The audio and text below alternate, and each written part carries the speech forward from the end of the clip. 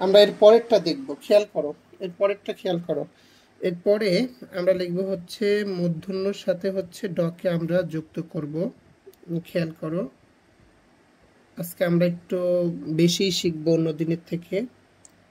তো দেখো, এই যে মূর্ধন্যটা, এইখান থেকে তোমরা এইভাবে করে লিখো। কিছু যুক্ত বর্ণ আছে একটু সময় দিয়ে লিখতে হয়, তার মধ্যে এই যে একটা মানে, তারপরে এই যে একটা, ঠিক আছে।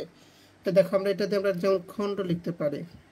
খেয়াল করো, এই হচ্ছে খ, দেখো এই হচ্ছে মূর্ধন্য, এই যে এইখান থেকে এই যে ডকে এভাবে করে যুক্ত করো, ঠিক আছে। খণ্ড লিখতে পারি। আর কি লেখা যায়? কাণ্ড লেখা যায়। আচ্ছা, আমরা গন্ডার লিখতে পারি না?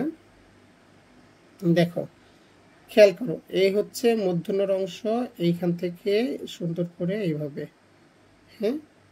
তারপর এই যে আকার দিও, তারপর হচ্ছে এইখান থেকে ঠিক এইভাবে করে, ঠিক আছে। আরো অনেক শব্দ লেখা আছে, তোমরা আপাতত এই কয়টাই লেখো।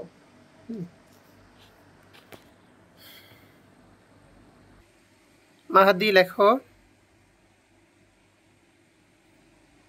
সুন্দর করে লিখবে। জাফরিন তো লেট করে ফেলেছ। রাব্বি, এই যে রাব্বি প্রতিবারই অনেক চমৎকার করে লিখছে, হ্যাঁ। রাব্বি, তারপর হুমাইরা, তারপর হচ্ছে তুবার কি অবস্থা? হ্যাঁ, যে তোবাও সুন্দর করে লিখছে। তারপর আরবি,